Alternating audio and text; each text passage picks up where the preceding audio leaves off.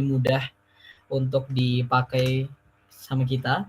Tapi buat saat kita pakai yang agak sedikit kompleks, mungkin sedikit ngoding-ngoding ya. Kita akan pakai Python di Google Colab seperti itu. Tapi sebelum kita masuk ke materi tersebut, kita harus mempersiapkan beberapa hal terlebih dahulu. Menggunakan satu hal saja sih yang dipersiapkan. Teman-teman sekarang bisa buka Google Drive. Mungkin aku contohkan dulu.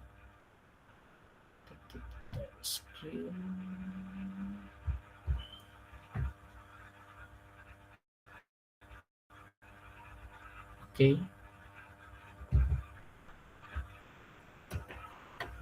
Terlihat ya, teman-teman.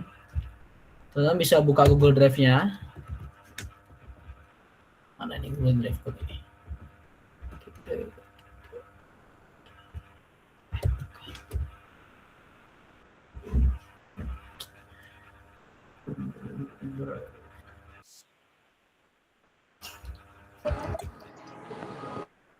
Mana tuh? Oh ya, ini. Teman bisa buka Google Drive, terus buat folder kosong. Folder kosong, tulisannya kelas dan NIM. Foldernya. Kelas dan NIM.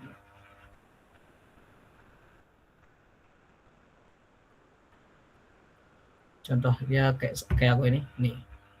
Buat folder kosong di Drive. Kelas dengan format penulisan kelas, BIA, BIB, dan NIM.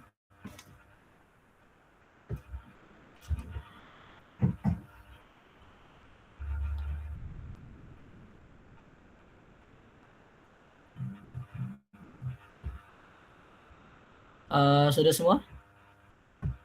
Sudah. Play. Sudah. Selamat lah ya. Ada yang belum? Oke, saya tunggu lah. 1 menit. Iya Kak, tunggu Kak, jaringannya nggak stabil. Oke, siap. Suaranya kecil banget kah, Kak Rian? Cuk. Suaraku kecil atau gede nih? Pas. Cocok. Oke, cocok ya.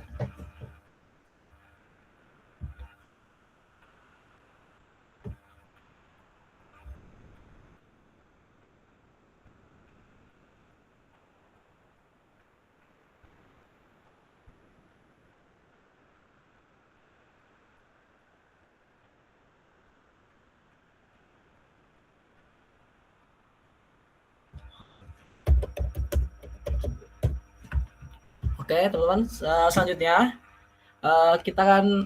aku bakal share ke kalian file IPYNB atau file Python-nya.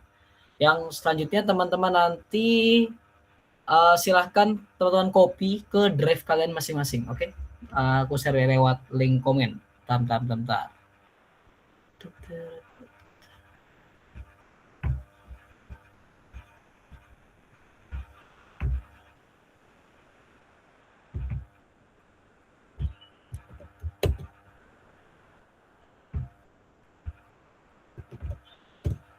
Oke, itu dia. Itu bisa dipencet, mungkin aku kasih lihat.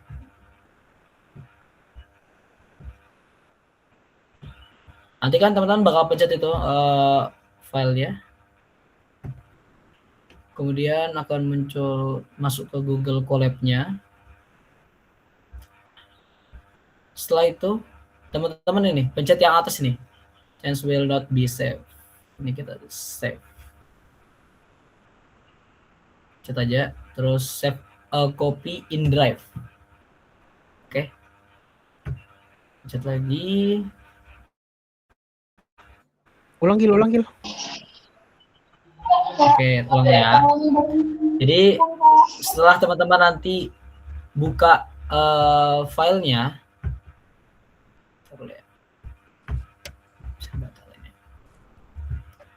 saat teman-teman buka filenya, dia akan seperti ini, ya kan? Akan seperti ini. Kemudian yang paling atas ini, teman-teman pencet change will not be saved. Yang ini, yang atas. Sudah? Pencet? Habis itu klik save a copy in Drive. Ya, sorry Gil. Lihat share screen bentar, nggak ada ya? Di mana ya? Ah, masa nggak ada? Udah entire screen sih. Nah, aku lihat dulu ya.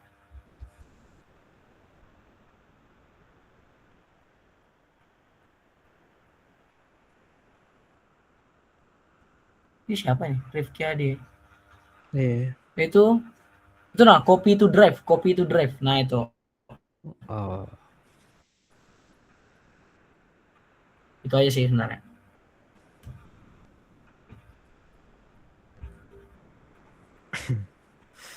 Nah, itu aja ya teman-teman ya.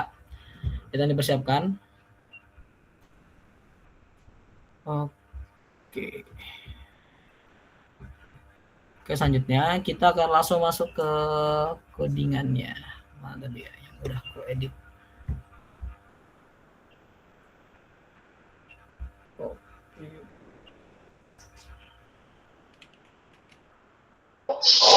Ini cuma pencet copy to drive aja kakak.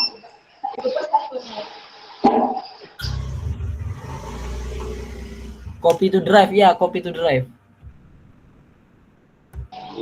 Baik kak, terima kasih. Kak, Sama-sama.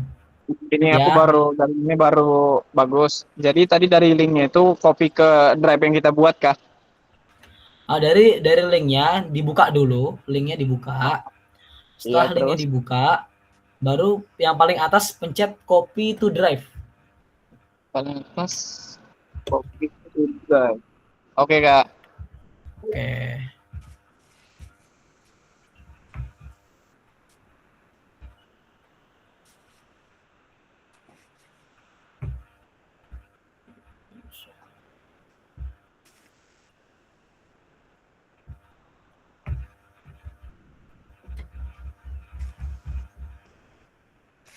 Oke.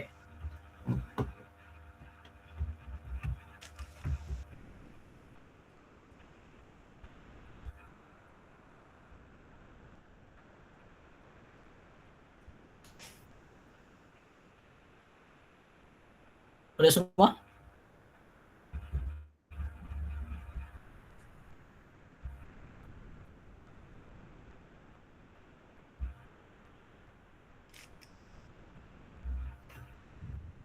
Oh, jadi aku juga mau infoin ke teman-teman kalau misalnya untuk praktikumnya ini tidak perlu di-screenshot karena untuk pengumpulan bukti praktikumnya hanya file spreadsheet-nya saja. Oke.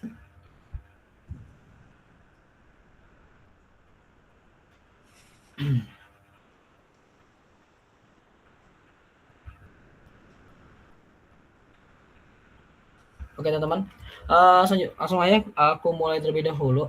Jadi teman-teman, jadi tugas kursinya adalah menjelaskan kalian tentang alur ETL pada praktek ETL dengan menggunakan Python. Untuk apa namanya yang digunakan sendiri Google Colab. Adapun nanti kalau misalnya ada kekurangan jelasan nanti bisa ditanya di setelah sesi ini. Soalnya sangat panjang untuk code-nya. Oke. Jadi pertama-tama teman-teman bisa cek versi Python ya di running untuk melihat versi Python teman-teman. Ini di running dulu.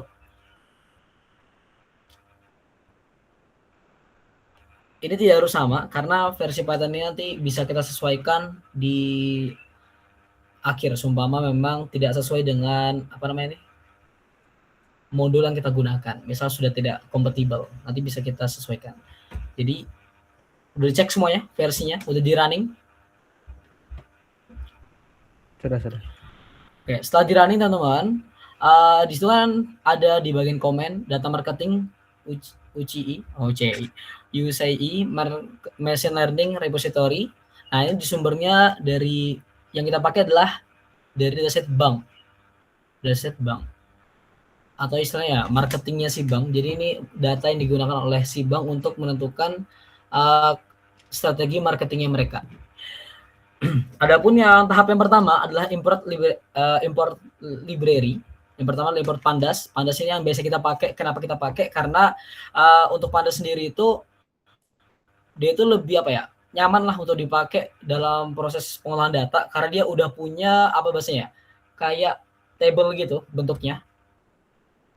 Yang udah langsung kita lebih mudah dalam menganalisis atau dalam kita lihat outputnya gitu.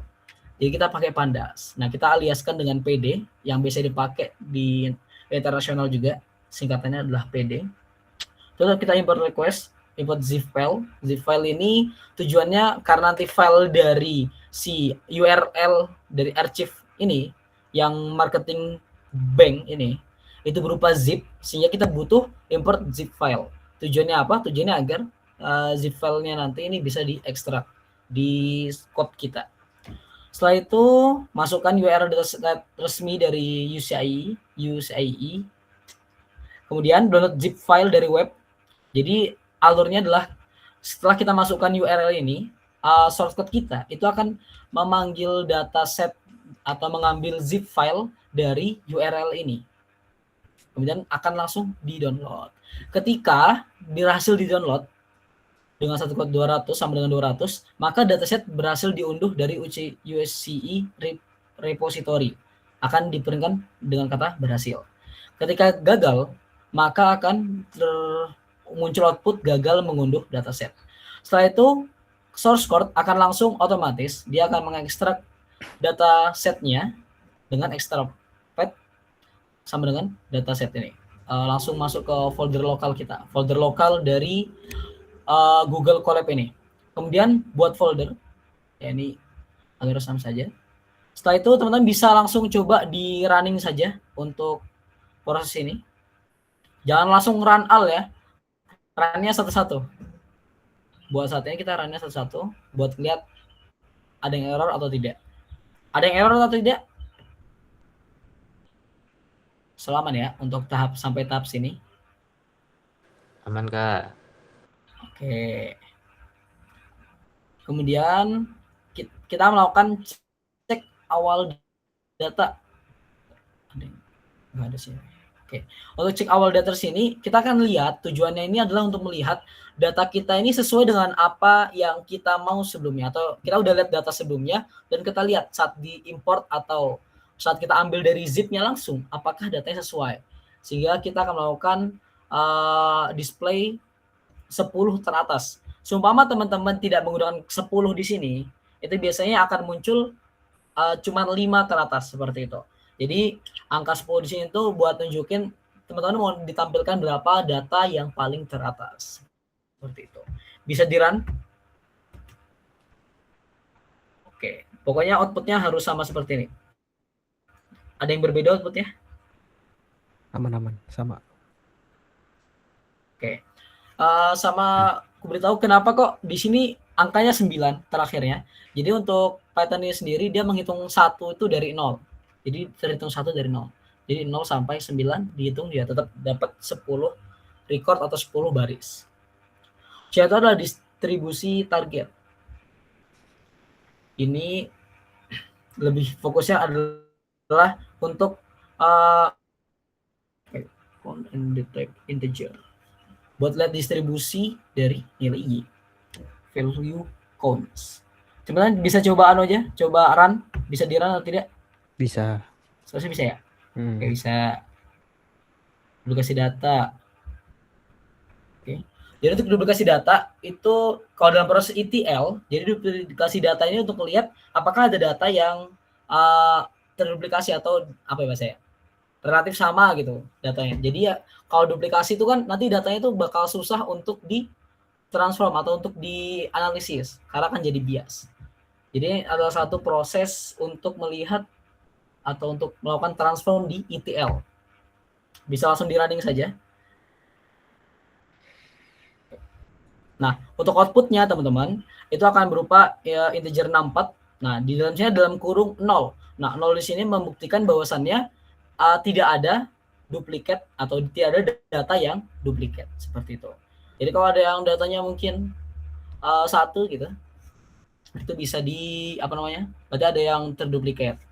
Oke teman-teman, jadi aku penjelasin dulu kalau misalnya nantinya proses yang kita lakukan di Python ini itu akan diterapkan pada dataset yang kalian punya sebelumnya. Baik itu dataset penjualan, baik itu dataset tentang penerbangan, tentang apalagi ya kemarin tuh. Ada dataset tentang pizza itu. Nah, itu nanti kita akan teman-teman bakal praktek langsung untuk menggunakan Python ini. Gitu. Jadi alurnya tetap sama, mulai dari distribusi target, mulai dari data duplikat dan selanjutnya seperti itu. So, itu adalah untuk mencari missing value. Nah, untuk missing value ini teman-teman, yang pertama di sini display df .isna dalam kurung sum titik terus dalam kurung lagi. Nah, itu di sini untuk mengecek setiap sel di tabel kamu. Nah, ketika outputnya itu akan berupa angka. Ketika 0, artinya missing value itu tidak ada. Ketika ada angkanya, berarti ada missing value. Sejumlah angka yang tertulis di situ. Karena ini ada sumnya. Akan ditambahkan gitu. Maka outputnya akan berupa integer. Kemudian, untuk yang bawah, display df.isna ini akan memunculkan output berupa boolean. Ketika hasilnya adalah true, itu berarti ada missing value. Ketika hasilnya false, maka artinya tidak ada missing value. Kemudian untuk df info ini adalah untuk memberitahukan struktur dari dataset kita dan tipe datanya. Kalau dalam Python sendiri untuk tipe data itu mungkin teman-teman sedikit agak berbeda. Yang biasanya adalah integer, string, dan double, float, dan lain sebagainya. Untuk di Python atau di source code kita ini sendiri, itu akan muncul tipe data berupa integer, object, dan date atau tanggal. Tergantung dari ada tidaknya baris atau record tersebut, kolom tersebut yang sesuai dengan tipe data yang dibaca oleh Python. Oke, bisa di-run teman-teman. Outputnya akan seperti ini. Awalnya missing value, akan untuk sum-nya berarti tidak ada, gara-gara 0 semua. Oke. Kemudian untuk status booleannya, itu bisa terlihat false semua, berarti tidak ada missing value. Dan untuk memastikan diberitahu bahwasannya tidak ada missing value di sini, di masing-masing kolom. Nih, tidak ada missing value. Kita bisa lihat tipe datanya, mulai dari integer, object ini bisa jadi dia berupa string biasanya, atau long text itu di sini. Oke. Sampai tahap tersebut, kita akan melihat statistik deskriptifnya. Kalau teman-teman ingat di mata kuliah SKB 2 ada namanya statistik deskriptif. Nah, mungkin sebelum kita masuk, teman-teman ada yang tahu nggak untuk statistik deskriptif ini tuh yang dicari tuh apa aja sih? Atau fungsinya itu apa untuk mencari statistik deskriptif ini atau statistik deskripsi? Gimana teman-teman? Ada yang tahu tidak?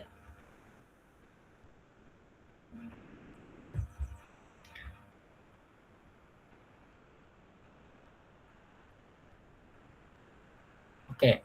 Jadi untuk statistik deskriptif ini itu sendiri adalah fungsinya itu untuk menghitung statistik dasar untuk setiap kolom yang berisi angka.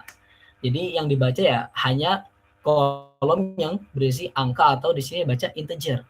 Seperti harga, kalau misalnya contohnya seperti itu di data lain. Tapi kalau di sini contohnya berarti seperti umur, terus ada balance, terus ada day, terus ada apa lagi di sini? Baik ini durasi, campaign, payday gitu.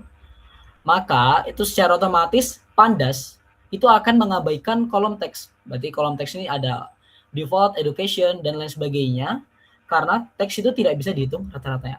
Nah, adapun yang dicari dari statistik deskriptif ini, itu ada count. Count di sini adalah menghitung jumlah baris yang ada isinya, artinya tidak kosong, dan ini juga sebagai salah satu cara untuk melihat ada tidaknya missing value.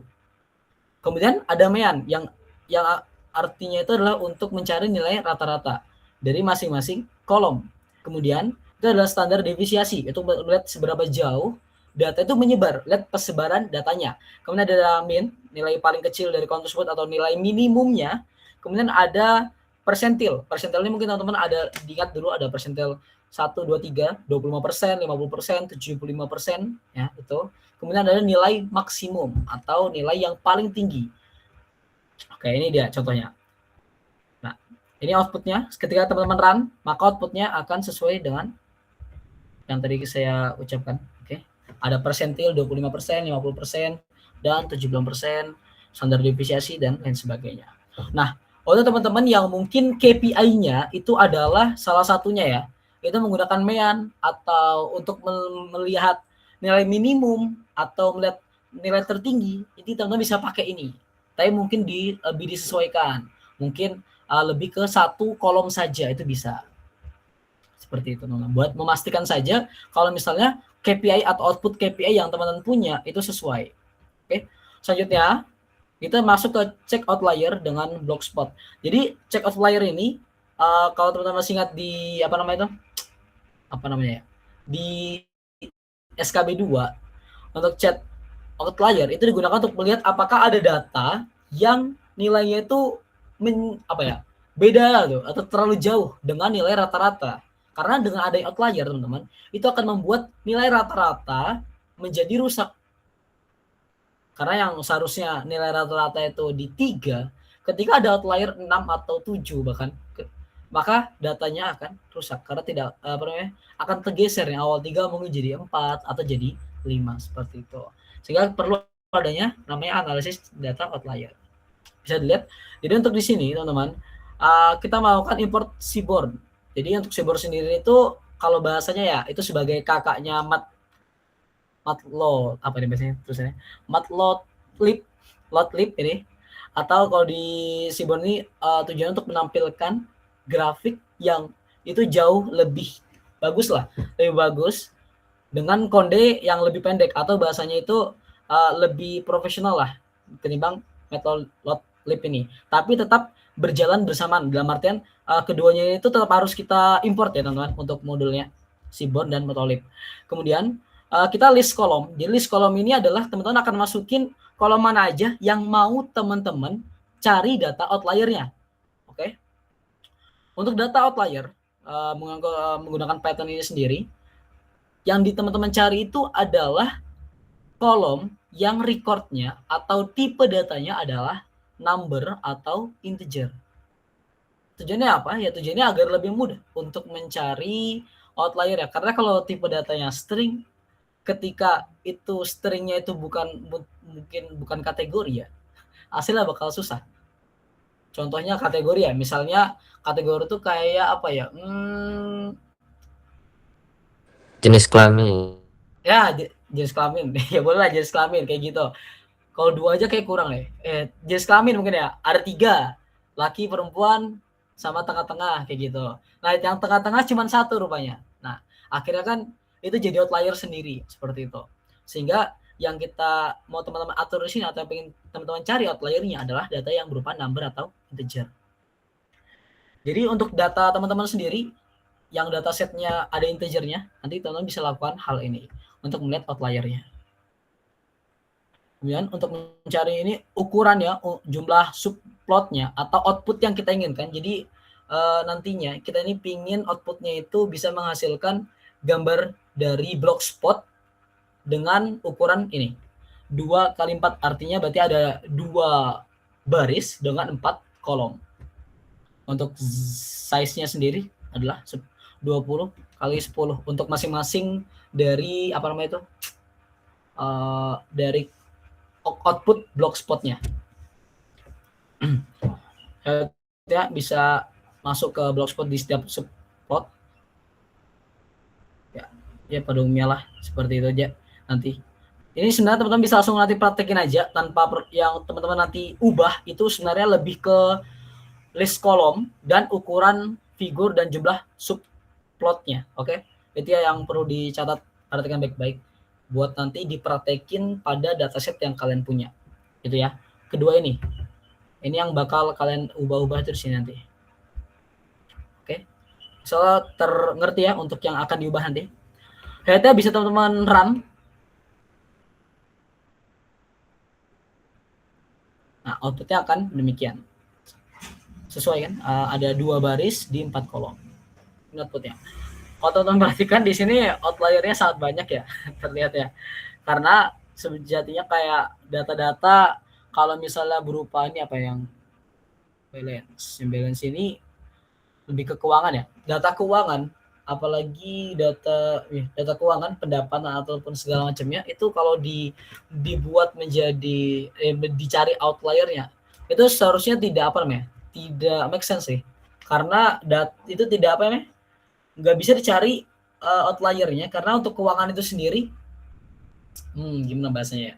Untuk keuangan itu sendiri tuh memang udah bukan apa ya, data yang berupa pilihan gitu, bukan. Jadi kayak memang dari misalnya perusahaan ini kita pengen cari pendapatannya atau lain sebagainya yang soalnya masalah keuangan yang pasti ada naik turunnya untuk laba ya, contohnya kayak gitu. Nah itu nggak mungkin teman-teman bisa cari outlier-nya karena kita nggak tahu kondisi ekonomi saat itu, misalnya kayak gitu. Tapi untuk keuangan-keuangan yang memang bisa dicari outlier itu contohnya keuangan-keuangan yang kalau teman-teman tahu di dalam keuangan itu adalah namanya variabel tetap, ya kan? Yang seperti itu tuh bisa karena variabel tetap kan untuk jumlahnya setiap tahunnya itu biasanya sama atau kadang kurang lebih saja tergantung dari kondisi ekonomi makroekonomi di saat itu.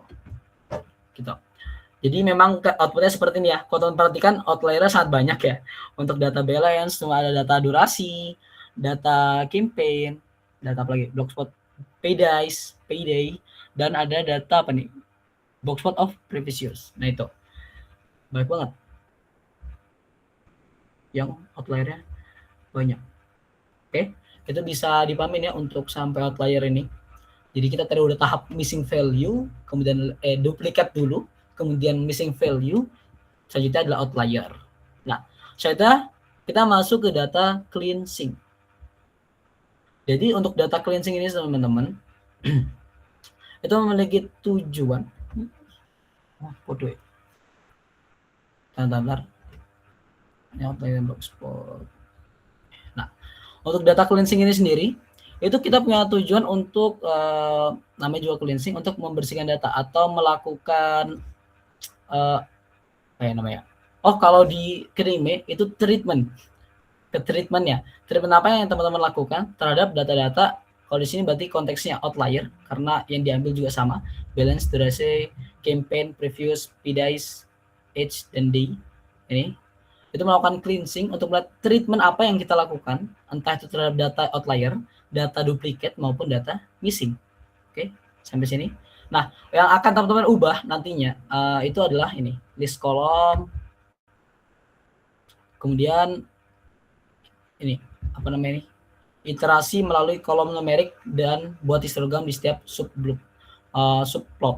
Ini yang akan kalian teman-teman ubah di dataset teman-teman. Untuk yang diimport sama, modul yang diimport adalah Matplotlib dan Seaborn. Nah, untuk output sendiri, kita tuh akan menghasilkan histogram yang gunanya adalah untuk mengelompokkan angka-angka dalam bins untuk atau tong atau batang-batang untuk menunjukkan seberapa sering angka tersebut muncul. Untuk melihat ya bahasanya kayak ngelihat modus gitu. Seperti itu. Dan kalau teman-teman run, maka outputnya akan seperti ini. Bentuknya histogram ya. Lama juga. Nah, ini dia. Sampai sini, soal ya udah ada code-nya juga sih sebenarnya. Itu ya, teman-teman buat tahap selanjutnya data cleansing. Selanjutnya yang kita lakukan adalah mapping bulan teks ke angka. Jadi yang kita lakukan saat ini adalah untuk karena kita ingin apa ya bahasanya, outputnya itu dari bulan menjadi angka, yang awalnya jadi Januari, Februari, Maret menjadi 1, 2, 3. Mungkin kalau kasusnya di dataset teman-teman itu biasanya yang awalnya 1, 2, 3 menjadi Januari, Februari, Maret, biasanya seperti itu. Karena kalau di Python itu lebih lebih mudah dibaca ketika berupanya adalah angka. Nah, sehingga untuk analisisnya kita ubah yang awalnya dari string menjadi angka. Kalau di Knime itu adalah datetime extractor yang awalnya jadi dari string atau dari bulan berupa string menjadi integer berupa angka. Bisa langsung di run saja. Masih banyak ya. Nanti untuk outputnya akan demikian. Misal sampai sekarang outputnya sama ya karena shortcutnya sama. Oke, selanjutnya teman-teman kita langsung masuk ke business metric dan data dictionary. Tujuannya adalah untuk mendefinisikan target dan KPI dasar. Mungkin teman-teman yang sudah buat KPI, yang teman-teman sudah buat kemarin, akan menggunakan ini sih, kayak lebih ke total. Kalau di sini teman-teman lihat, di sini ada total record, total yes, conversion rate. Kayak bahasanya itu untuk KPI dasar itu yang biasa terpakai itu KPI yang tidak memerlukan formula-formula khusus. Oke. Kayak biasa itu cuma total atau apa? Rata-rata itu juga begitu formula khusus. Itu bisa dipakai sini. Itu kita pakai sum, utama kita bakal pakai sum di sini. Ini sama dong, sum dan len mungkin. Lagi sini, total yes, total record. Ini, untuk rumusnya kita bakal pakai ini di sini. Kok nggak bisa? Oh, ini dia. Jadi untuk rumus yang kita pakai itu dari total record, len, terus ada sum, dan kita apa tuh formulakan dari total record, total yes dibagi total record. Jadi untuk source code ini atau bagian ini itu tujuannya untuk mencari KPI teman-teman yang outputnya atau permintaan KPI adalah KPI berupa KPI dasar seperti rata-rata total revenue biasanya atau total penjualan, itu bisa dipakai di sini. Ingat ya, berupa total gitu. Bisa teman-teman langsung run. Untuk outputnya akan muncul seperti ini seharusnya. Total record 45211, total yes, subscribe itu ada 5289, conversion rate itu ada 11,7%. Kita ada data dictionary sederhana.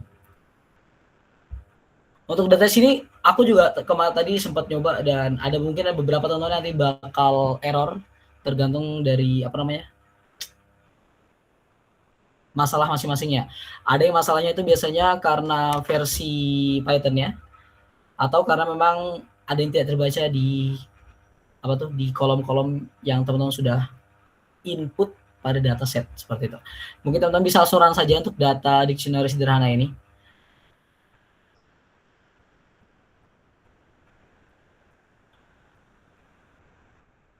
Ya kan error. Oke. Outputnya seharusnya gini ya. Tapi kalau errornya di mana? Di data di PD Data data di frame. Iya. ini kan. Tadi aku juga error di situ sebenarnya. Mungkin tadi aku contohin yang error ya. Aku tadi ada yang error juga sih. Mana ya? Oh, gini aja. Teman-teman. Jadi kalau yang tadi kita diajarin tadi juga sama di kelas sebelah. Jadi untuk Google Colab ini teman-teman, itu teman-teman bisa langsung pencet aja errornya. Misalnya error ya. Coba bisa share screen kah? Share screen yang error. Bisa nih. Bentar. Mana ya?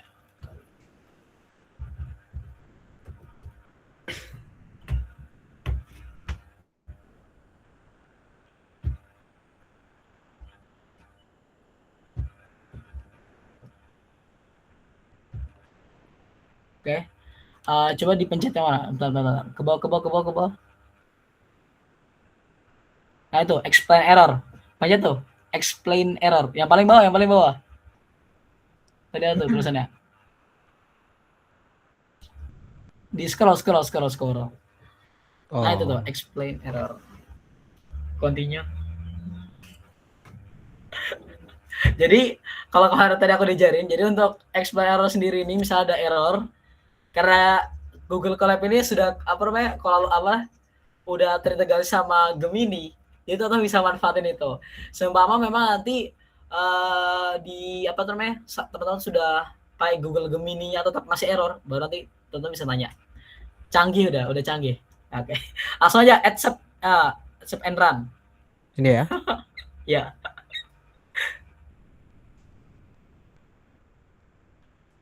Sabar. Jangan bikin kerja Rodi gitu. Ini datasetnya pakai yang ini nanti Gil, Bang marketing ini atau yang tugas sebelumnya? Apa itu maksudnya? Dataset Buat tugas kalian kah? yang tugas ini. Oh, tugas ini. Jadi tugas ini nanti tuh cuman outputnya, kan nanti outputnya berupa spreadsheet tuh. Oke. Nah, berupa spreadsheet. Kalau berupa spreadsheet itu nanti teman-teman yang teman-teman upload ke LMS itu cuman spreadsheet saja. Error lagi tuh, masih error tuh. Ini masih error emang nih. Mau coba run dulu. Coba lihat di bawahnya ada outputnya nggak? Salah kan? Coba nih. Tonton. Kalian punya aku ya. Saya juga pada error kelas sebelah. Ini kayak kerja kelompok aja dia nih. Coba nih, kalau yang error bisa pakai punya aku tuh. Dicoba. Masih error tuh, Gil. Nggak ngaruh Gemininya. Ya kurang jago gue ini ya. Nah, gini kopi ya. Coba bisa nggak? Nah, udah bisa.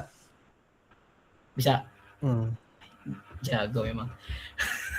Nah, kalau misalkan next nih, kalau ada misalkan kita problem kayak gini kan, terus kita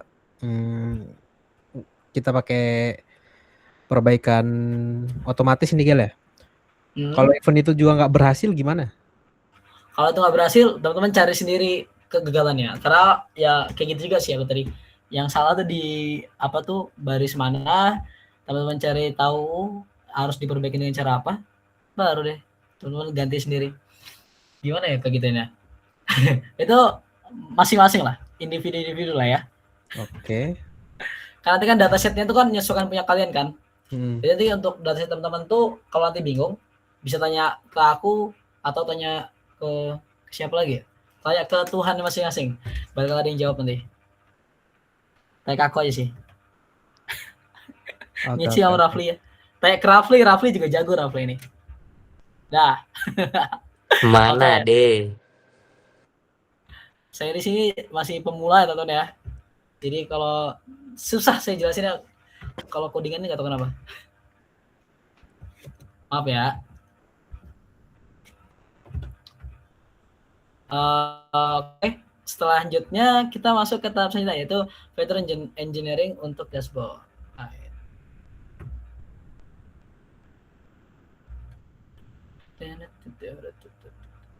Oke. Jadi untuk tahap ini kita akan memasak, lebih ke mengelola informasi menjadi dengan tujuan untuk menjadi dashboard, teman-teman di sini. Yang pertama, kita bakal membuat edge group. Dengan tujuannya apa? Tujuannya untuk apa ya tujuannya ya? Kayak cara ngomongnya. Untuk membuat batas atau parameter gitu untuk masing-masing usia atau buat range lah bahasanya.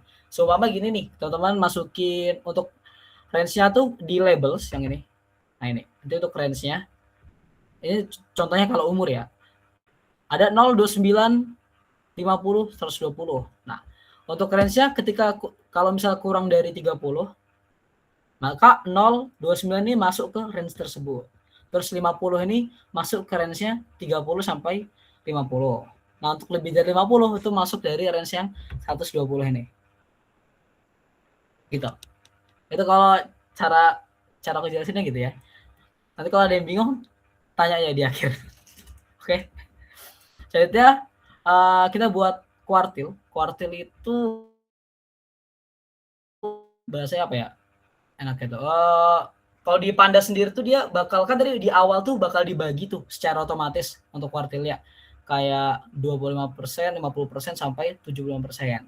Nah, tapi untuk ini kita pengen hitung dari apa namanya? Kalau Q1 low, berarti itu menghitung 25% dari data. Bahasa gimana? Misalkan datanya udah diurutin teman-teman ya. Agak belibet yang ngomongnya. Data udah diurutin dari 1 sampai 100. Nah, seumpama kita pengen buat kuartil 1, kuartil 2, kuartil 3.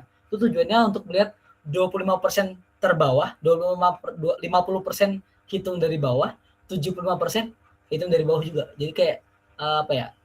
Kayak contohnya 20% terbawah ini berarti dari angka 100 sampai angka berapa tuh? Angka 76.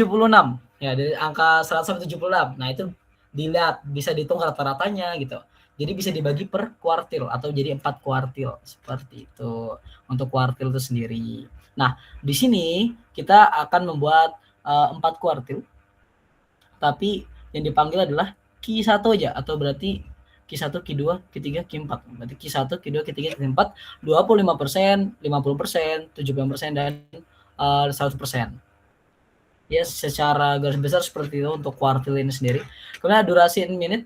Jadi durasinya ini apa ya? Awalnya kan detik ya. Kalau seharusnya itu dituliskan itu detik. Nah, itu kita bagi menjadi menit. Durasi in menit. Salah. Seharusnya itu jam nggak sih? Aku juga belum lihat datasetnya nih. Kita lihat datasetnya. Mana sih datasetnya nih? Kalian sudah buka datasetnya nggak? Tadi buka sekilas saja. Entire screen. Stop sharing.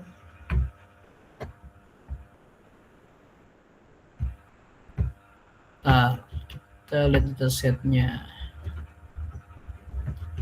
Dataset.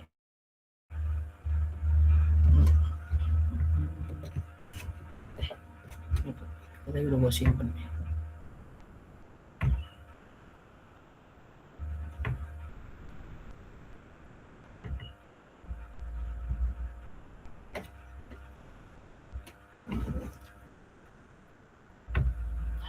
Ini datanya. Nah, ini kan datanya ini dalam bentuk menit ya ini berarti ya. Dalam bentuk menit, jam ini biasanya nih. Primary no secular October campaign. Oh iya, ini dalam bentuk jam. Nah, ini teman-teman, ini durasi dalam bentuk jam. Jadi itu ya, dalam bentuk jam untuk durasinya. Nah, tujuannya dibagi jadi 60 itu ya buat dapat per menitnya. Dari jam kita ubah menjadi menit seperti itu. Makanya datasetnya. Makanya kalau di sini teman-teman lihat untuk ubahnya ada durasi in menit. Terus ada durasi bucket. Ini tujuannya untuk kasih range juga. Kalau misalnya bin 1 ini berarti kurang dikasih label kurang dari 1 menit, berarti 60 ke bawah handset, kurang 1 sampai 2 menit dan seterusnya, sama seperti yang di Edge Group tadi. Kemudian untuk clip campaign for readability ini untuk mengapakan ya? Paket duration campaign clip. Oh, hasilnya boolean.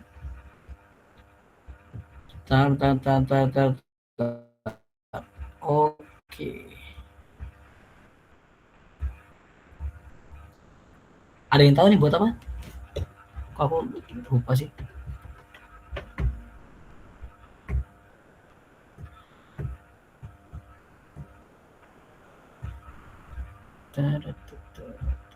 Apa Gil? Bolehan Gil? Bukan, boolean. Aku tahu kalau boolean. Ano nih, yang clip campaign for durability. Clip campaign for durability. Kotler Hidi. Total.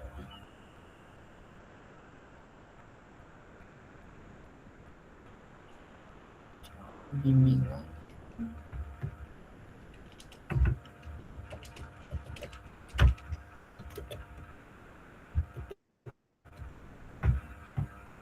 Ya, ini jujur ini pemain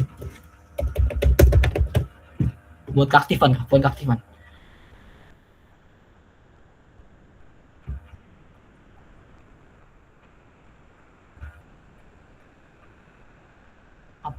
Oh.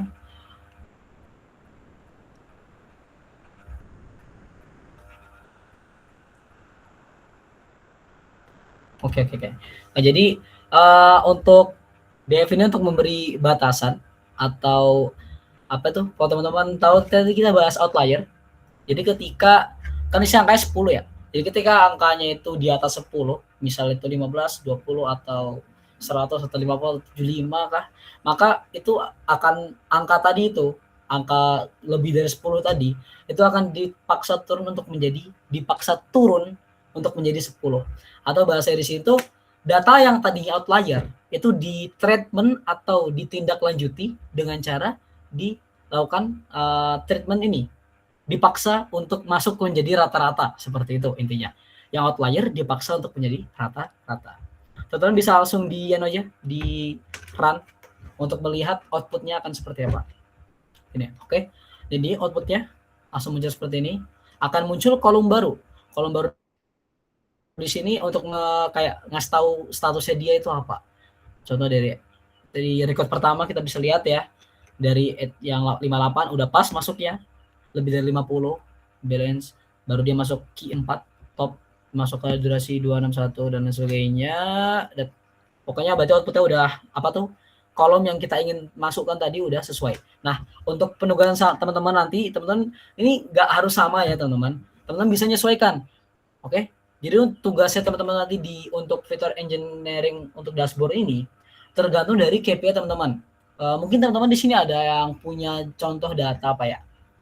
Apa sih teman-teman data paling baik dah? Data apa dah?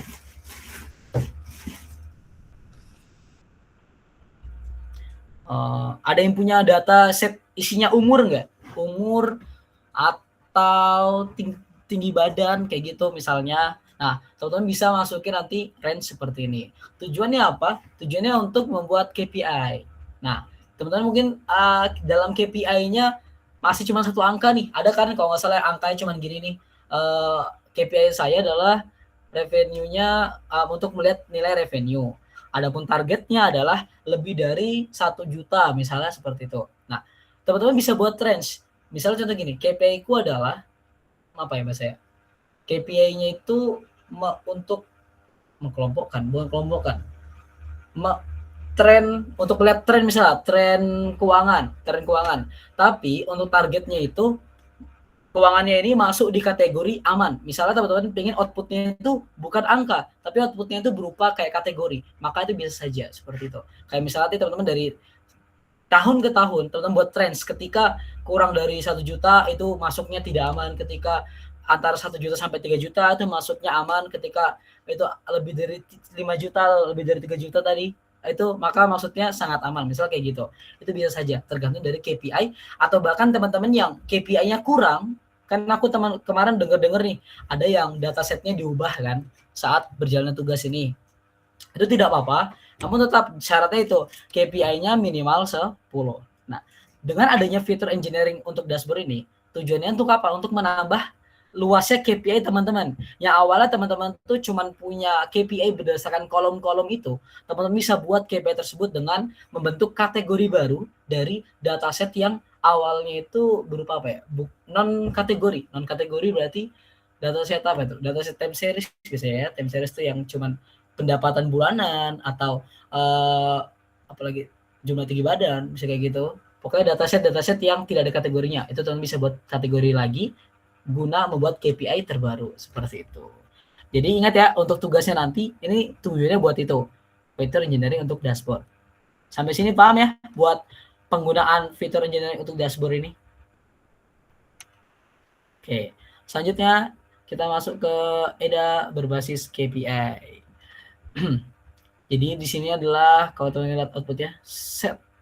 Untuk ini udah masuk pembuatan KPI atau visualisasi dari KPI teman-teman. Contoh ini kalau teman-teman lihat di sini adalah contoh untuk melihat 5 terbaik. 5 top 5 gitu. Biasanya kayak gitu. By job. Kalau di sini teman-teman bisa lihat ada 2 output, table dan bar chart. Nah, outputnya ini sendiri teman-teman itu tetap ada aturannya. Aturan untuk membuat output ini tuh ada. Jadi nggak semuanya bisa teman-teman buat jadi bar chart, atau nggak semuanya teman-teman bisa buat jadi tabel kayak gini. Table namanya kalau nggak salah. Ada beberapa angka. Kalau misalnya output itu hanya 1 angka, contoh kayak total pendapatan, rata pendapatan, itu biasanya berupa angka untuk 1 tahun misalnya. Maka hal yang dipakai bukan bar chart maupun table. Yang dipakai adalah score card gitulah. Chart, score card chart gitu. Itu pokoknya dipakai, dia cuman bakal muncul 1 angka aja gitu. Nah, kalau yang bentuknya kayak gitu tadi, teman-teman bisa pakai yang atas tadi. yang buat lihat revenue, misal kayak gitu. Jadi untuk memakai semua source code Python ini, itu tuh nggak semua teman bisa pakai. Jadi menyesuaikan sama KPI teman-teman. Ada mungkin KPI-nya yang top 5 atau nilai tertinggi, 5 nilai tertinggi, gitu-gitu. Itu bisa pakai yang ini. Tinggal teman-teman ganti pada bagian mana ini bagian ini. Conversion rate-nya ini. Ini buat diganti nih untuk melihat ini diganti. Karena ini bakal jadi rate-nya. Kemudian mana lagi ya? Ada conversion rate ini teman-teman ganti ininya berarti nilai Y binmeannya berapa yang mau lihat teman-teman tuh hitung tuh apanya. Oke. Untuk nanti nyesuaikan sama dataset teman-teman itu bisa nanti tanya ke aku, bisa nanti dalam proses pengerjaannya atau nanti teman-teman bisa kerja sendiri juga bisa. Oke. Itu ya untuk EDA berbasis KPI ini. Jadi tujuannya untuk memvisualisasikan, khususnya memvisualisasikan dalam bentuk table dan grafik pada dataset atau pada KPI yang tujuannya untuk melihat nilai maksimum, nilai minimum dalam kutip berupa top 5, top 10 seperti itu. Untuk melihat urutan-urutannya seperti itu, maka bisa menggunakan EDA berbasis KPI ini. Ini bisa dipakai untuk KPI teman-teman yang itu. Oke, bisa di note ya buat teman-teman yang KPI-nya sama seperti ini, bisa dipakai. Oke, bisa langsung di run ya, di run. Ada yang error? Ini kayak udah kurang tadi ya, udah. Mengenai by job kategori. Wow. Oke, untuk selanjutnya ini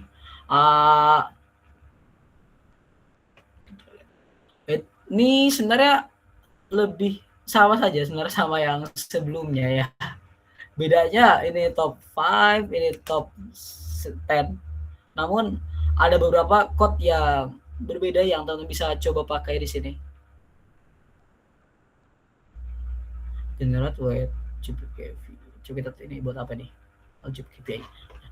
Ini berarti untuk melihat keseluruhan teman-teman, karena di sini buat aljob ya, buat keseluruhan jobnya dari apa tuh? Judulnya juga udah kelihatan, conversion rate by aljob kategori. Ini sama. Tapi kalau sama yang sebelumnya kan ini kan apa ya? Ada rumus sebelumnya kan. Kalau teman-teman lihat di sini dia bahas conversion rate ini di sini. Nah, ini. Kan ini udah ada rumusnya di atas. Jadi dia nggak buat lagi di sini buat rumusnya. Karena rumusnya itu atau logikanya udah di atas. Jadi kalau teman-teman KPI-nya tadi yang seperti aku bilang 5 terbaik atau 10 terbaik, teman-teman menurutku lebih bagus pakai yang atas saja. Tapi ketika teman-teman pakai yang teman-teman ingin melihat semuanya, mungkin kategorinya dikit ya, cuma 7 kategori mungkin, ya kan? Teman-teman bisa pakai source code ini, namun teman-teman masukin dulu yang bagian ini, nah ini dia, teman-teman masukin dulu ini, karena ini rumus untuk conversion rate-nya, seperti itu. Oke, sampai sini ya, paham ya? Jadi tergantung dari KPI teman-teman, penggunaannya juga berbeda. Oke, bisa di run ya, langsung di run saja. Karena waktu terus berjalan ini. Oke, selanjutnya. Sebenarnya sama juga ya rupanya. Cuman ini bedanya buat teman-teman yang apa sih namanya itu?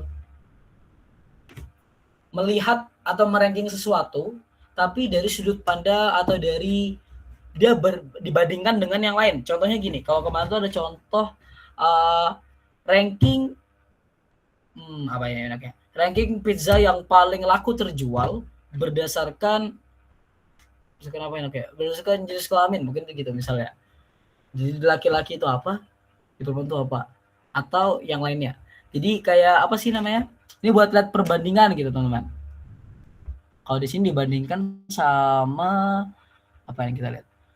Age groupnya, terus ada education. Nah, kalau di sini fokusnya sama edukasi. Nih, dia fokus sama edukasi. Edukasi yang menengah ke bawah kok salah gue ya, contohinnya. Edukasi yang SD apa sih SLTA, ada yang tidak lulus SLTA kayak gitu bisa dipakai. SD, SMP, SMA kayak gitu.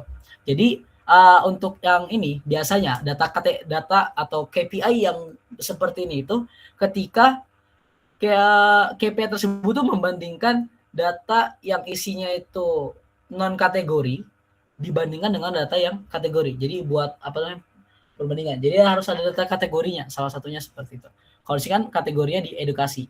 Nah, kalau di contoh teman-teman tuh biasanya ada jenis kelamin, ada apa lagi ya? Jenis kelamin, ada tempat mungkin lokasi, ada mungkin teman-teman bisa buat buat kolom baru yang isinya adalah status area mungkin status jarak berapa sampai berapa, status A itu hitungannya area A, jarak berapa sampai berapa, area B bisa kayak gitu juga. Jadi kita bisa nge-ranking dari situ. Dan itu juga bisa buat KPI yang teman-teman khususnya kayak gini. Conversion rate by education SMP misalnya kayak gitu.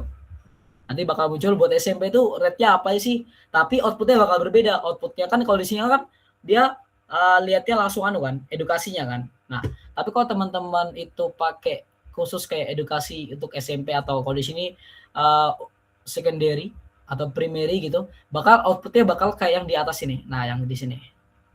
Cuman khusus untuk yang di bagian primary atau secondary seperti itu. Jadi tergantung dari KPI teman-teman. KPI. Bisa langsung di run aja. Kalau di run outputnya akan demikian. Nah, kalau teman-teman kan ini kan pakai Google Colab ya teman-teman. Itu tuh teman-teman bisa lebih explore lagi dengan AI-nya. Contohnya kayak generate code with theme, terus ada new interactive sheet gitu. Jadi teman-teman bisa kayak lebih explore aja sih buat Google Colab ini. Karena jujur aku pribadi ini Google Colab dengan AI ini hal baru kubuka setelah sekian lama ini. Kalau sebelumnya kan belum ada Google Gemini-nya. Sekarang udah ada. Itu lebih enak banget buat teman-teman coding di sini. Gitu. Kenapa Bu Wisnu juga pakai ini ya salah satunya karena itu. Nah, selanjutnya kita masuk ke tahap selanjutnya. Trend conversion rate per bulan. Kalau kita lihat outputnya trend ya kan. Nah, teman-teman, untuk KPI yang bentuknya tren, biasanya itu tren penjualan tahunan, tren penjualan bulanan, seperti itu teman-teman bakal pakai source code ini. Tapi tetap disesuaikan, mulai dari variabelnya disesuaikan, nama variabelnya, nama formulanya disesuaikan, tergantung dari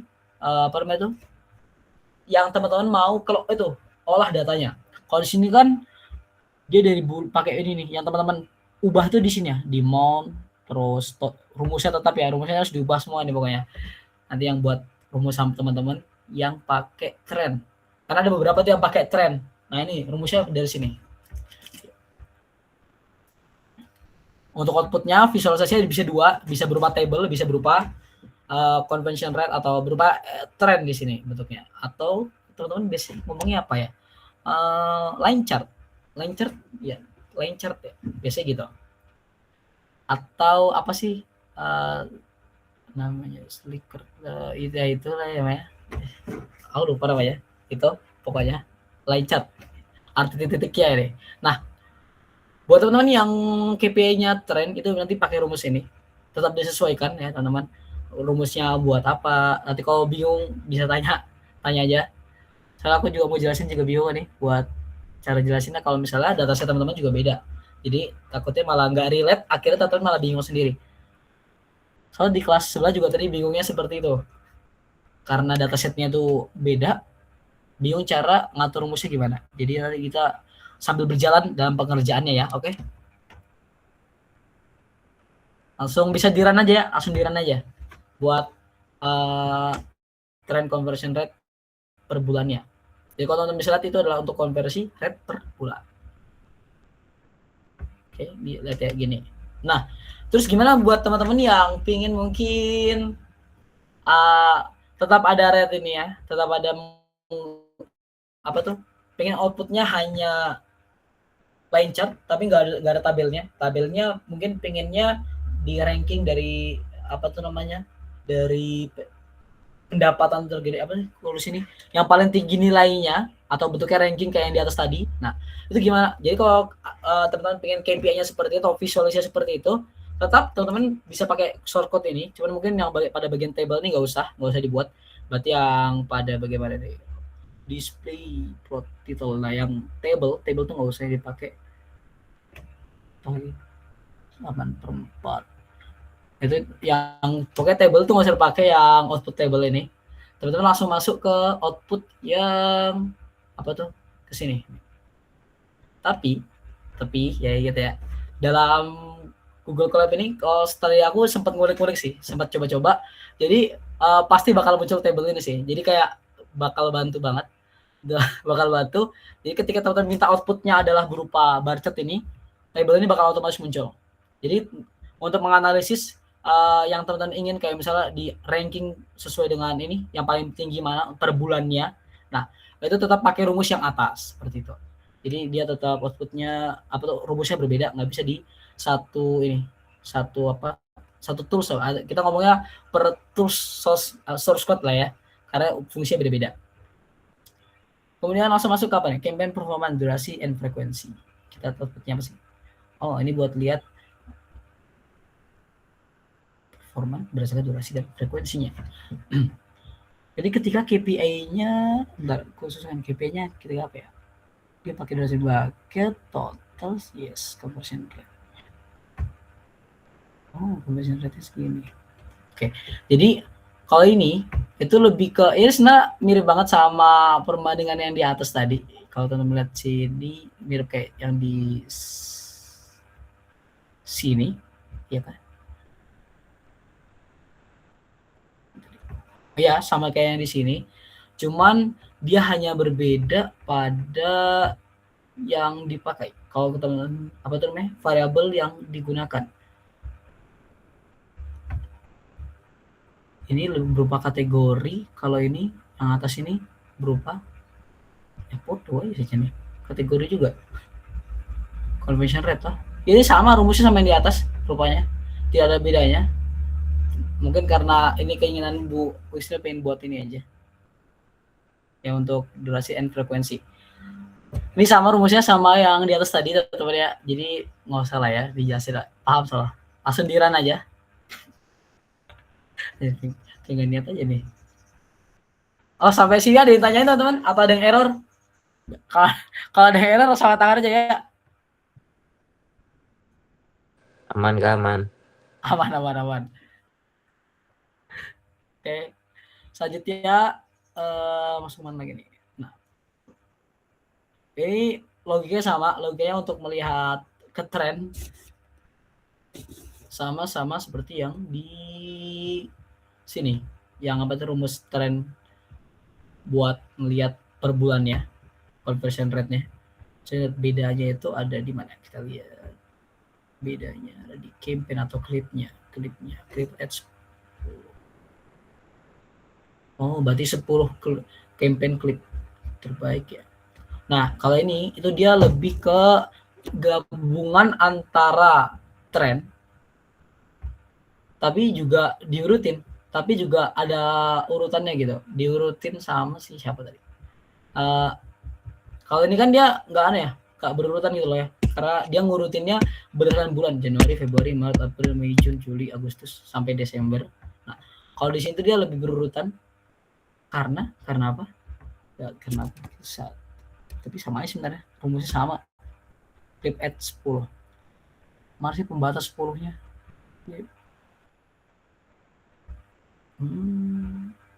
Nggak ada sih 10-nya pembatasnya. Kalau kita hapus ini bisa.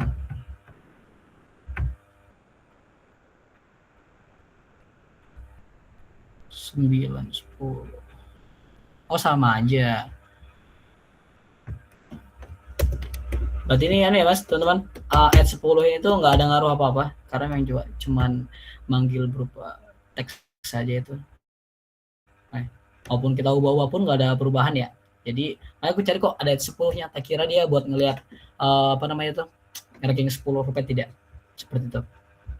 Ini logikanya sama yang di tren buat lihat tren per bulannya. Itu sama aja. Selanjutnya apa ini? Kita lihat. Selanjutnya adalah reverse outcome impact. Buat KPI, untuk KPI yang berupa apa ini ya? KPI-nya sukses, other failure. Ini sama juga ya. Kenapa sama semua? Ini sama ya teman-teman sama yang lainnya. Sama yang di atas ini itu sama persis banget. Untuk logikanya sama, cuman kenapa kok kalau teman bisa lihat ini isinya kok rumusnya sama semua, tapi nggak digabung aja jadi shortcut yang berbeda. Jadi ini kayak kepentingan dari KP itu sendiri. Jadi kan kalau KP lainnya kayak dia kayak fokus sama di satu data ini dulu misalnya. Jadi kayak ngurutin dulu nih. Contohnya mana ya? Kalau kita dari atas ini, oke ini dia. Kayak ini lagi bahas jobnya, maka di bobohnya itu kita bakal lihat dia bakal bahas job gitu. Jadi kayak urutin gitu. Nah, terus dia edukasi. Ini edukasi age group, konversi, banyak paket. Ini nggak ada urutannya sih sebenarnya untuk yang ini. Tapi untuk itu pokoknya penggunaan Google Colab atau urutan yang kita buat di sini itu sesuai dengan KPI yang sudah dibuat. Jadi kalau KPI-nya itu tadi fokusnya pada job, maka dia akan job seperti yang di atas tadi, bisa berupa lebih lagi dari ini mungkin pie chart mungkin untuk data kategori atau data tunggal itu biasa berupa pie chart bisa. Cuma nanti mungkin aku coba dulu nanti buat pie chartnya gimana. Kayak di sini nggak ada pie chart seingat kok. Selama tadi aku coba, ya kan nggak ada kan. Nah, nanti tuh ada kita bisa buat output pie chart. Tapi contoh kayak banyaknya jumlah orang yang berpendidikan gitu-gitu. Kan ada tuh teman-teman yang punya outputnya itu pie chart. Nah, itu nanti bisa kita kalian di sini nanti. Mungkin nanti aku buatin dulu source code-nya, nanti aku kirim di grup sih buat cara pie chart itu logiknya gimana dan sebagainya ya. Bisa sundiran saja. Nah, cepet juga kita ini udah. Nah, selanjutnya kita akan melakukan export dataset untuk Looker Studio. Ini kita ada filenya dikirim kemana ya? Nggak ada kirim kemana sih. Nah, ini ikut aja langsung diran saja. Ini tujuannya buat apa namanya itu? File ini nanti, file yang kita punya ini bakal kita ubah menjadi atau kita save di nih tulisannya dashboard detail.csv. Error. Kasiannya. Errornya kenapa? Error di mana? Di Camp KPI. Camp KPI. Di bawahnya Dur KPI. Di bawah Dur yang ini ya tahu. Apanya dia yang error? Ada tulisannya nggak?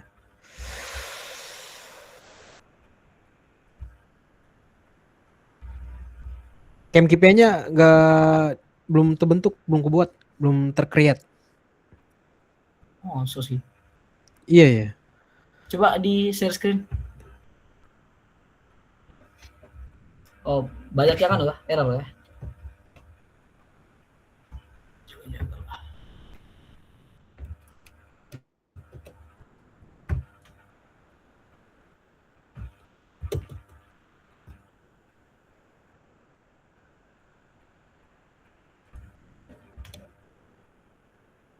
Mana itu? Oh, udah bisa nih. Di ini aja guys, Gemininya pinter. Iya memang. Lagi ya guys. Iya lagi mood deh. Pokoknya kalau misalnya Gemini nggak bisa, baru kalian atur apa tuh, ubah sendiri. Astagfirullah. Oke, ini paling bedanya di sini ya. Ini mungkin bakal dijelasin dikit ya. Jadi untuk selanjutnya masuk ke kirim ke Google Sheet. Jadi pertama itu kita bakal pakai autentikasi dengan pertama jelas Google Colab. Autentikasi ini nanti tujuannya agar apa? Agar bisa kita import ke spreadsheet. Dan nantinya dari spreadsheet kita bisa import ke Google Looker Studio seperti itu.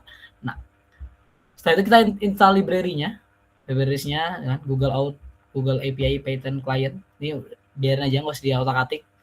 Lalu yang perlu diimport adalah modul ini GSP read. Kemudian ada from Google Authenticator dan lain sebagainya ini biarin aja nggak usah di otak-atik sama sekali. Nah, yang kita otak-atik itu adalah ini folder ID. Ntar aku share screen lagi, entire screen.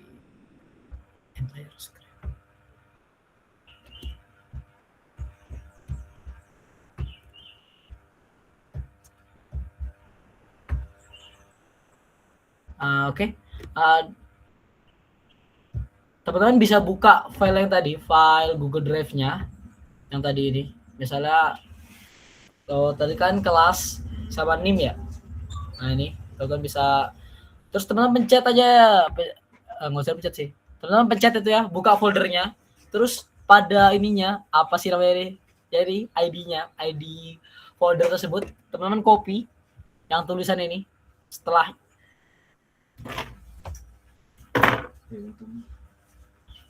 wes udah ini di copy di copy terus di paste ke sini, di paste buat folder ID. Bang, boleh diulang bang? Nge-lag Boleh tadi. boleh. Oke, pertama buka file dulu kan tadi namanya folder kalian itu kelas BIA atau BIB ya kan, underscore apa tuh NIM ya kan. Nah itu dipencet file folder, dipencet foldernya, habis itu ini di copy yang atas ini, yang di apa sih bahasa ini namanya ID folder ya. Setelah garis miring folder ini itu di copy terus dipaste di bagian ID folder pada Google Colab. Nih, pada Google Colab yang ini. Gitu. Sudah? Sudah. Oke. Ada yang belum? Nah, selanjutnya Gil, untuk coba ulang lagi Gil. oh ya. Aman. Nah, kan tadi kita sempet tuh buat folder drive kan, yaitu kelas underscore NIM ya kan. Nah itu folder dipencet, habis itu pada bagian link ya, ini link nggak sih namanya ya, pada bagian link ya itu ada dia menerapkan ID folder. Nah ini 1J0EO5L itu di copy terus dipaste ke Google Colab-nya pada bagian yang ini. Nah ini dipaste, gitu. Udah, David? Oke, thank you. Oke. Lanjut. Ada yang belum? Sudah. Oke. Selanjutnya pada spreadsheet name, ini teman-teman ganti namanya menjadi nama kelas terus underscore NIM. Udah, itu aja. Ini aku buat aja.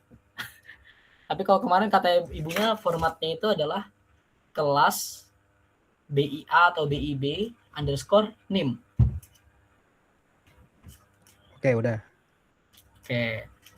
Selanjutnya ya biarin aja itu. Sisanya itu udah default ya, gak usah diapa-apain. Karena langsung create spreadsheet dia dari score-nya. Langsung buat. Habis itu bisa teman-teman langsung dianukan. Run. Di run maksud saya. Nah, nanti bakal muncul allow this notebook to access your Google credential. Langsung di allow saja.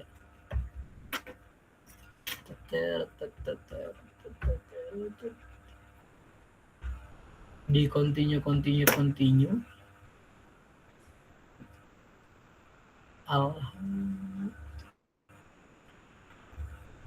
Woi, gagal Gil. Ya, ntar nanti aku jelasin. Memang ada yang gagal biasanya. Jadi, Spreadsheet-nya keluar, tapi kosong. Gara-gara ntar ya. gagal. Laptopku capek laptopku. Tapi spreadsheet-nya bisa dipencet. Ada isinya Bisa. nggak? Nggak ada isinya, kosong. Hah? Nggak ada isinya? Nggak ada isinya. Dia ditunggu. Dia agak lama. Enggak, memang gagal dari ininya, Gil. Masa? Ini aku coba ya. Nggak tahu, ini berlaku di teman-teman yang lain atau enggak. Aku ngikutin apa yang ada ya. Nggak ada diubah apa-apa gitu. Iya, Jelasin kosong ya. bang. Jadi jadi tuh kasusnya gini. Setelah diautentikasi, itu tuh Python-nya itu dia nggak tipenya apa sih bahasa ini? Sebentar loh. Tipe ya apa sih? Kan itu tuh 2.49.2. Nah, ini dia punya kalian tuh yang terbaru atau yang udah lama gitu loh. Kadang nggak sesuai. Tapi itu nggak apa-apa, dibiarkan aja. Yang penting outputnya itu muncul. Karena jenis apa tuh yang udah diperbaruin, Google Authenticatornya udah terbarui, itu tetap bisa pakai semua fitur yang ada di Google Colab gitu. Jadi aku pun merah nih, punya aku juga merah, tapi outputnya ada. Mana ya? Kita pencet ini ya. Ting. Nah, aku ada nih. Masa kalian nggak ada? Nggak ada, let's share screen Gil, coba ya. Hina tuh tonton gue nih. Woi, apa sudah sebegitu tuh? Lihat Gil, serius Gil. Serius. Ini kan kita di folder ID kan. Aku mulai nih ulang ya, ngobrol. Kan copy semuanya Gil ya? Ya. Masuk, ini garis miringnya masuk nggak? Nggak kan? Jangan. Nggak kan? Nah, copy nih. Copy lagi nih. Udah Gil. Terus buat BIB 20 NIM lah, BIB NIM. Terus kalau udah kita run. Nah, apa yang udah ukuran tadi Gil? Kan masuk nih, dapat nih. Ini hasilnya nih. Ya. Ini coba kamu box buka itu, lihat di yang paling bawah. Loh, mana? Google Colab-nya. Bentar. Oh iya, itu dia. Ini nggak kebaca, pada nggak kebaca soalnya. Coba ya. Aku nggak tahu ya, di punya kalian cocok nggak kalau pakai punya aku? Soalnya punya aku tadi juga aku ubah. Karena nggak cocok juga. Mana sih? Bentar.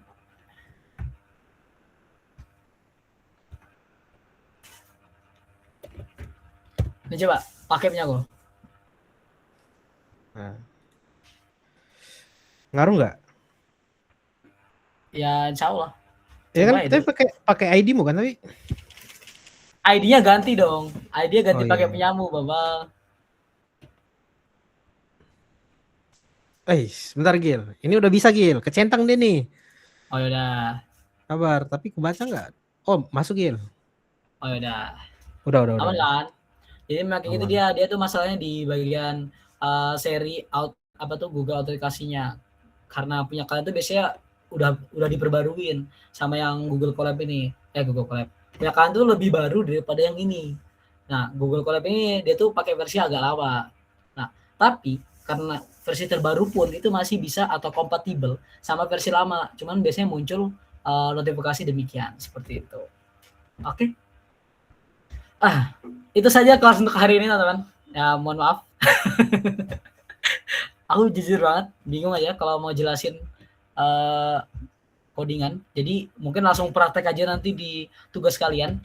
Bisa ada yang mau tanyakan langsung tanya aja. Bingung di mana, cara pakainya apa, terus buat pie chart itu harus pakai apa aja. Nanti aku langsung tutorin di situ. Soalnya kalau ngajar kenapa ada yang mau tanyakan? Adilillah, Ricci, Arnike, Andirania.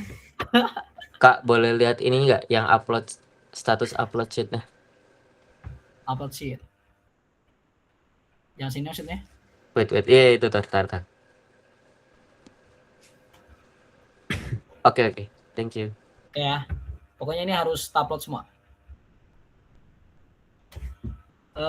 Teman-teman, buat teman-teman yang merasa, jadi aku ini kasih tahu lagi. Jadi tugas ini video itu kan gede banget ya buat anunya, apa tuh namanya? Buat penilaiannya nanti tugasin video. Jadi aku pengen teman-teman yang tugasin video belum, terutama nih teman-teman angkatan 22 ya, tugasin video kalian banyak yang kosong. Itu tolong untuk dikerjakan. Memang ada pengurangan poin, tapi pengurangan poin itu lebih baik ketimbang nilainya 0. Oke, dan untuk teman-teman yang sudah ngumpul tepat waktu, aku ngucapin terima kasih banget. Buat teman-teman yang udah tepat waktu tapi nilainya masih B atau BC, itu tenang aja.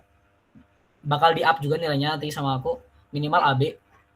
Tapi yang udah AB mungkin jadi A. Jadi ditunggu aja untuk up-nya. Nanti kalau misalnya nggak di-up, nanti langsung tagih ke aku aja. Pokoknya selama itu belum diupload di LMS, itu nilainya masih bisa diubah, oke? Tapi di LMS masih bisa diubah juga. Ada yang mau ditanyakan mungkin terkait dengan penugasan ini? Apa ini? Praktikum ini? Link spreadsheet-nya aja kah? Ya, untuk pengumpulannya hanya link spreadsheet saja. Untuk praktikum ini aja. Tapi ada penugasan lagi dari Bu Wisnu tadi. Karena tugasnya itu lumayan susah, yaitu penerapan ETL pada dataset kalian di Google Colab atau di Python ini gitu. Ada apa Dewi Utari? Kak, ini hasilnya memang error, Kak. Kak, nggak ada Coba. screenshot-nya. Coba bisa di apa tuh namanya? Di share screen. Aduh, share screen. Seri-seri Bang. Berarti ini diupload di P7 ya? Di ETL Python ya? Ya, Praktikum 7, tugas 5. sambil absen ya, nanti minta absen. Habis ini. Oh ya, buat kelas yang anak kelas A, ada yang anak kelas A?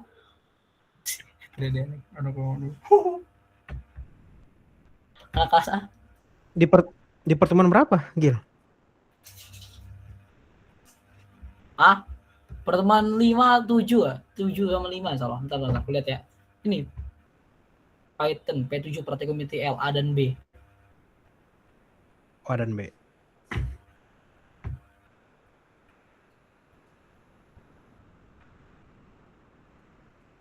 Ini udah ada yang ngumpul nih 8 orang.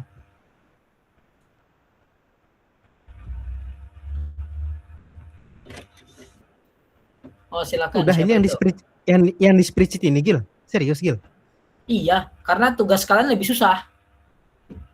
Oh, jadi Oh. yang spreadsheet yang ini aja Bang kita kumpul, Kak. Ya, link spreadsheet aja, kan kumpul. Yang praktikum ini. Yang barusan Iya, barusan ini kita- tadi, Gil. Oh. Ah. Jadi kan kita kalau kita Bang. atau mau kalian jelasin tahap-tahapnya. Yang enggak ada. Alpin aja, Alpin. Enggak lah, ketua. Alpin pengen itu. Jangan. Alpin aja. Oh, itu aja kan, ya udah. Ada apa Dewi Utari? Tadi katanya udah kan? Udah ini ya, Dewi Utari. Oke. Ini screenshot-nya gimana, Kak? Lihatnya. Dipencet linknya dipencet. Tapi kok enggak Yang ada. ini. Bentar. Yang ini apa? Bukan. Oh, itu folder ID. Space itu dipindah. Coba pencet itu. Tapi kayaknya belum deh, soalnya belum ada notifikasi berhasil itu.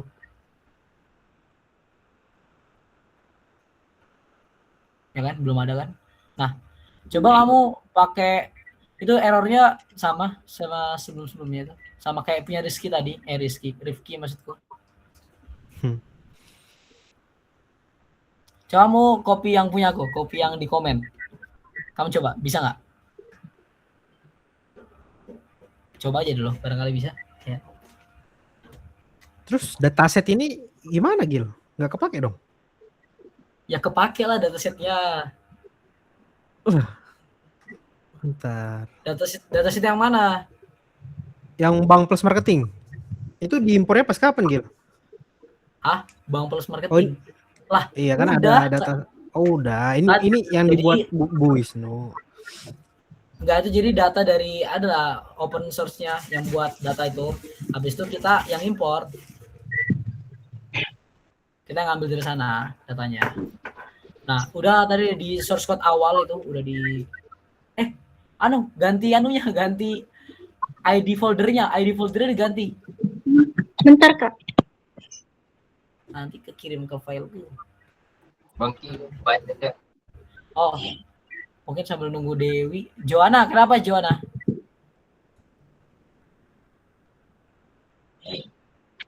Enggak Kak, tadi Kakak tanya yang kelas A. Oh ya, sih. Nanti abisin ku absen langsung ya. Tunggu dipanggil aja. Hai.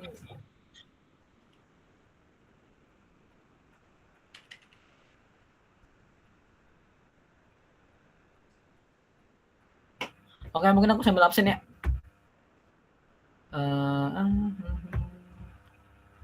Untuk yang nanya tentang UTS itu nanti akan diumumkan insya Allah pertemuan selanjutnya atau nanti bakal ku infoin lebih lanjut lagi. Jadi bisa ditunggu aja. Presensi kok nggak ada presensi kalian. Kelas B.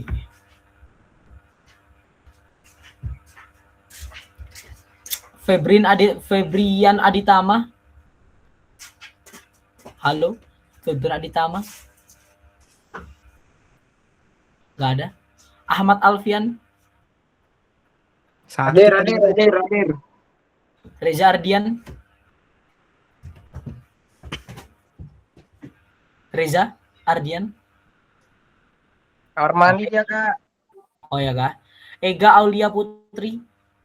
Kak, hadir. Muhammad Bayu Saputra. Hadir Kak, hadir. Oswit. Dev. Hadir. Ratih Dian Malinda. Hadir Kak. Goy Elizabeth.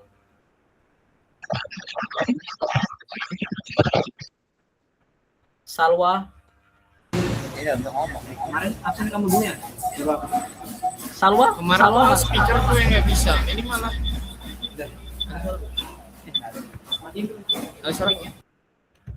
Salwa. Kok nggak ada Salwa? Salwa ada kah? Hadir Kak. Oh. Iva. Hadir Kak. Fatur. Muhammad Fatur Rahman. Hadir. Louis Franklin. Hadir Kak. Syahrul Hidayat. Syahrul. Hadir. Oke. Violencia Jelita. Kak. Hadir Kak. David Kaltao. Laude.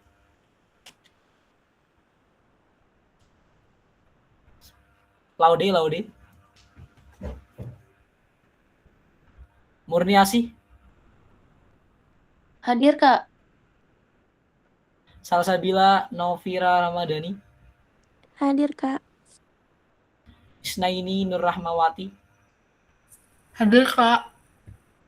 Naufa Nuradibah. Hadir Kak. Fadil Pradana. Hadir Kak. Novita Safit Pratiwi Ramadhani. Hadir Kak. Ernike Preti. Johan Putra. Tes. Kak, hadir Kak. Najwa Mikir Putri Salsabila. Hadir Kak. Muhammad Rafli Baihaki. Hadir Kak. Rifki Hadir Rahmatullah. Hadir Bang. Andi Rania Apsia Alidrus. Hadir Kak. Amelia Resiana. Hadir Kak. Muhammad Rizky Taufik. Hadir Kak. Putri Titis. Hadir Kak. Dewi Utari. Hadir Kak. Else Benedetta Gia. Hadir Kak. Ahmad Walwildani. Hadir Kak. Emrian Widayana. Hadir. Oke, Richie Zahi Ananda. Hadir Kak. Oke, Silvana. Hadir Kak. Yang kelas A tadi siapa ya? Entar. Aku carikan dulu namanya. 4 orang aja Kak. 4 orang. Seila Azizatu Zahro. Adelila Fauzia. Terus siapa? Zahra. Adelila hadir Kak. Zahra. Kania Syahrini. Syahriani. Kimberly Lovely Soputan. Ada. Putri Maulani Rulianti. Nur Hayati. Hadir. Nabila Puspitasari. Oh memang ada. Adrian Sacio. Joanna Salsabila. Hadir Kak. Udah. Udah nggak ada kan? Ada yang belum absen? Sela. Abu Yazid, Oh, Kak. Sela udah Sela. Abu Yazid. Duh, bukannya kamu ikut di atas ya? Tadi pagi ya? Tadi pagi kebetulan belum diabsen, Kak, sama Bu Wisnu. Oh, memang belum tak absen. Yang absen aku sebenarnya. Betul. Tak screenshot aja. Udah tak absen kok. Tadi siang, baru aja. Tadi siang. Baik. Laude kak, Gitu. izin kak. Sudah Lode. Telat kamu Lode. Oke kak. Visa kak. Udah Siti Hafiza udah insyaallah. Adelila kak. Udah. Alpin. Oh, jauh di bundir dulu nih. Udah, masalahnya udah kah? Si siapa nih? Dewi Utari? Kak, ini tadi nyalinnya tuh dari yang ini kan? Ya.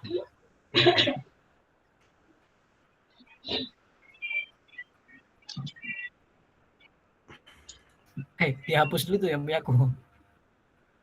Iya. Dihapus. Bentar kak.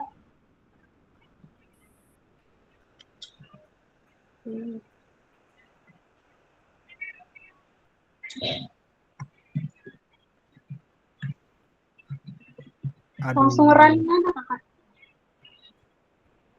Run.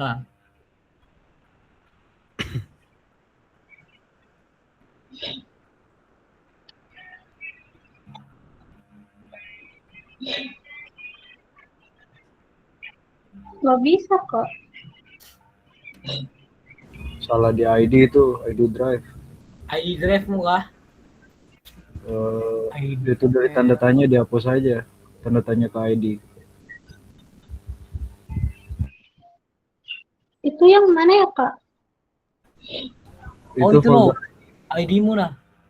Folder ID-mu. Ada tanda tanya tuh loh. Tanda tanya ke ID itu hapus aja. Iya itu. Iya. Tuh. Yang ininya Tanda dia tanya. juga kak. Ya itu dihapus. Garis merahnya Ada garis merahnya mana? nggak ada ya? Oh, nggak ada, udah aman. Kiki yang mereng. Lalu. Gil, gawat Gil. Apa itu? Salah ngirim link ya Gil, gimana? Udah upload lagi. Astagfirullah. Kirim di komentar aja, Oke. Bisanya mampu buat gue. Nilai kurang. Ini gara-gara Alvin lah, minta tolong terus sudah tadi. Pusing sudah. Coba Curiga ke bawah. lingkup kamu Ke bawah. kirim bang. Dewi Utari bisa ke bawah itu di scroll. Kita bisa lihat prosesnya. Tuh, bisa kan? Dia bertahap ya, agak lama.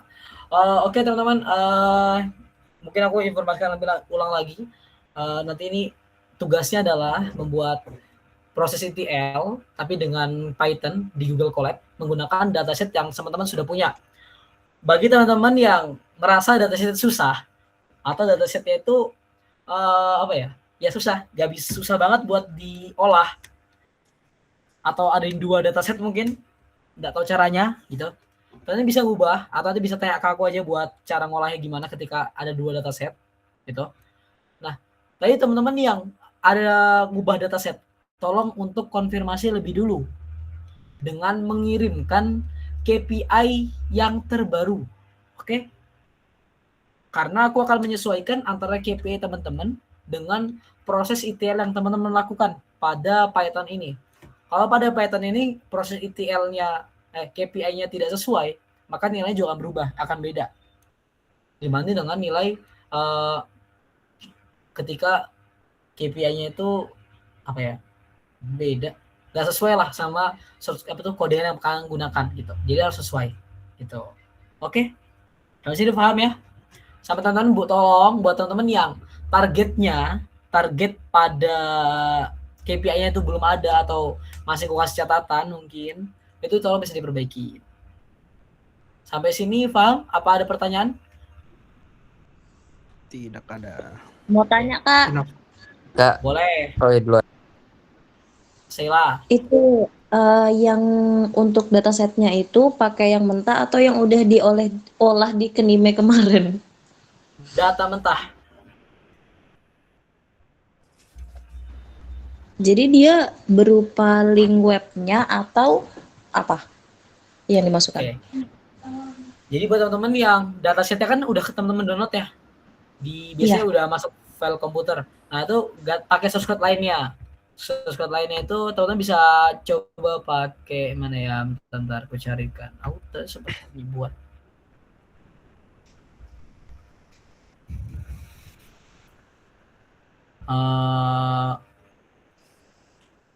Mana sih?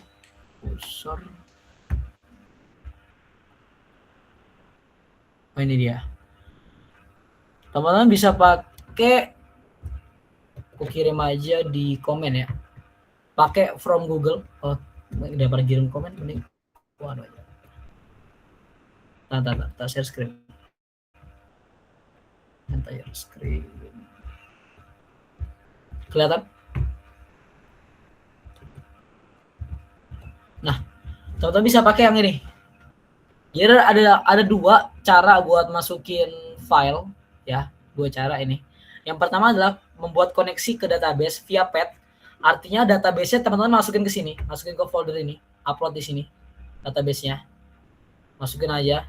Ini karena belum running aja, jadi nggak masuk. Nah, atau teman-teman bisa pakai codingan yang ini untuk koneksi database-nya via upload file dengan cara di running, run anyway misalnya ya.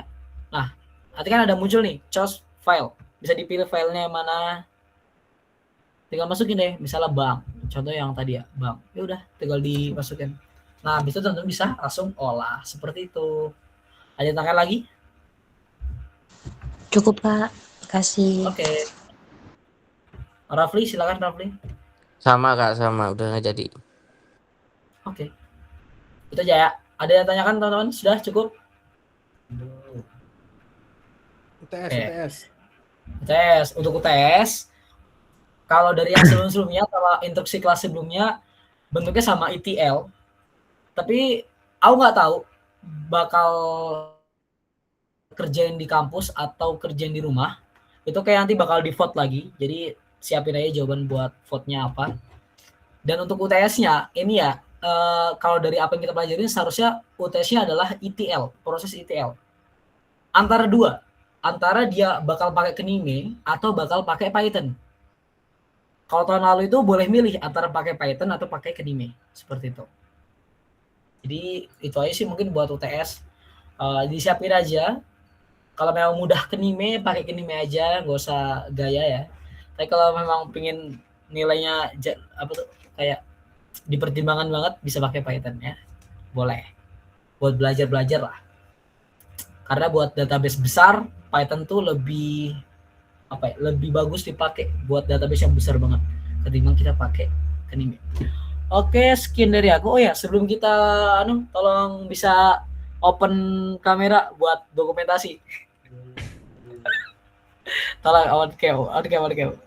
Open kamera, Pin. Kamu di Salwa ngerokok terus, aduh.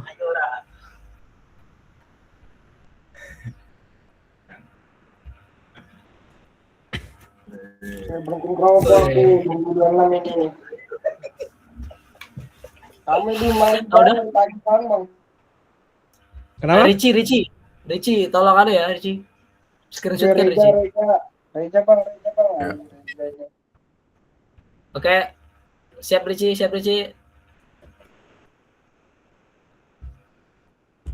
Langsung ya Ricci. 1, 2, 3. Ya.